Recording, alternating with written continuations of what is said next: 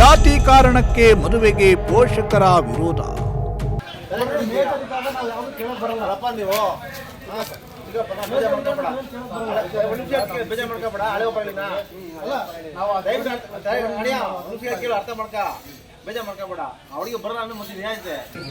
ನಾವು ಗೌರಿಬಿದನೂರಲ್ಲಿ ಓದ್ತಿದ್ದಾಗ ಅವ್ರು ನನಗೆ ಪರಿಚಯ ಆದರು. ಇವಾಗ ಮದುವೆನೂ ಆಗಿದ್ವಿ, ನಮ್ಮ ಪಡೆ ನಮ್ಗೆ ಬಿಟ್ಬಿಟ್ರೆ ಸಾಕು. ಯಾರು ತೊಂದರೆ ಕೊಡ್ತಾ ಇದ್ದಾರೆ? ನಮ್ಮ ಅಣ್ಣ ಅವರು. ಪೊಲೀಸ್ ಸಮ್ಮುಖದಲ್ಲಿ ಒಂದಾದ ಪ್ರೇಮ ಪಕ್ಷಿಗಳು.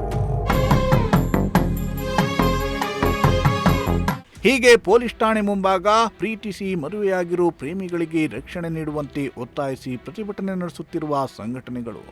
ಪೋಷಕರ ವಿರೋಧದ ನಡುವೆಯೂ ಹಾರ ಬದಲಾಯಿಸಿಕೊಂಡು ಮದುವೆಯಾದ ನವಜೋಡಿಗೆ ಜೀವನದ ಪಾಠ ಮಾಡುತ್ತಿರುವ ಅಧಿಕಾರಿಗಳು. ಈ ಎಲ್ಲ ದೃಶ್ಯಗಳು ಕಂಡು ಬಂದಿದ್ದು ಚಿಕ್ಕಬಳ್ಳಾಪುರ ಜಿಲ್ಲೆಯ ಗುಡಿಬಂಡೆ ಪಟ್ಟಣದ ಪೊಲೀಸ್ ಠಾಣೆಯ ಬಳಿ.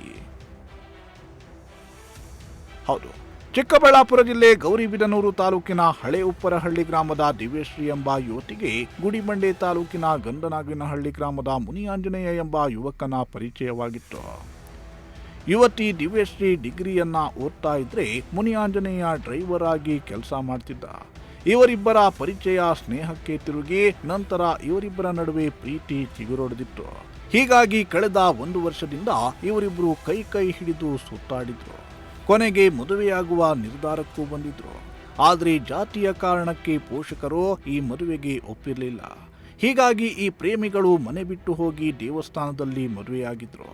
ಈ ನಡುವೆ ಹುಡುಗಿಯ ಪೋಷಕರು ಗೌರಿಬಿದನೂರು ಪೊಲೀಸ್ ಠಾಣೆಯಲ್ಲಿ ಮಿಸ್ಸಿಂಗ್ ಕಂಪ್ಲೇಂಟ್ ಕೂಡ ದಾಖಲಿಸಿದ್ರು. ಇದಾಗ್ತಿದ್ದಂತೆ ಹುಡುಗಿ ಗುಡಿಬಂಡೆ ಉಪನೋಂದಣಾಧಿಕಾರಿ ಕಚೇರಿಯಲ್ಲಿ ರಿಜಿಸ್ಟರ್ ಮ್ಯಾರೇಜ್ ಮಾಡಿಕೊಳ್ಳಲು ಮುಂದಾಗಿದ್ರು.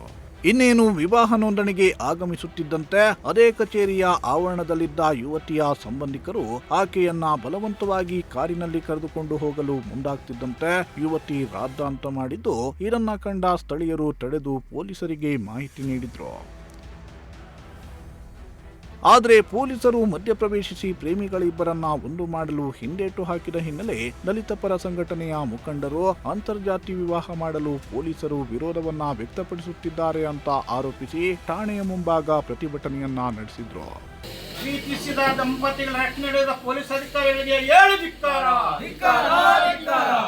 ಗುಡಿಬಂಡೆ ಪೊಲೀಸ್ ಠಾಣೆ ಬಳಿ ದಲಿತ ಸಂಘಟನೆಗಳ ಪ್ರತಿಭಟನೆ ಜೋರಾಗುತ್ತಿದ್ದಂತೆ ಸ್ಥಳಕ್ಕೆ ಭೇಟಿ ಕೊಟ್ಟ ಗುಡಿಬಂಡೆ ತಹಶೀಲ್ದಾರ್ ಸಿಗ್ಬತ್-ಉಲ್ಲಾ ಹಾಗೂ ಗುಡಿಬಂಡೆ ಪೊಲೀಸರು ಎರಡೂ ಕುಟುಂಬಗಳನ್ನ ಠಾಣೆಗೆ ಕರೆಸಿಕೊಂಡು ಪ್ರೀತಿಗೆ ಒಪ್ಪಿಗೆ ಕೊಡಲು ಸೂಚಿಸಿದ್ರು.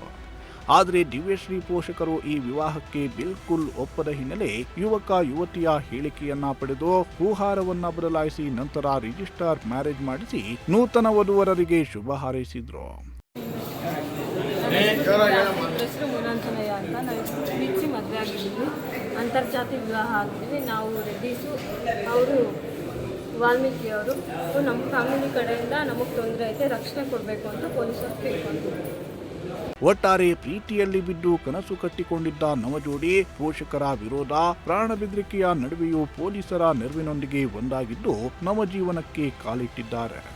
ಮೋಹನ್ ಕುಮಾರ್, ಪ್ರಜಾಶಕ್ತಿ ಟಿವಿ, ಚಿಕ್ಕಬಳ್ಳಾಪುರ.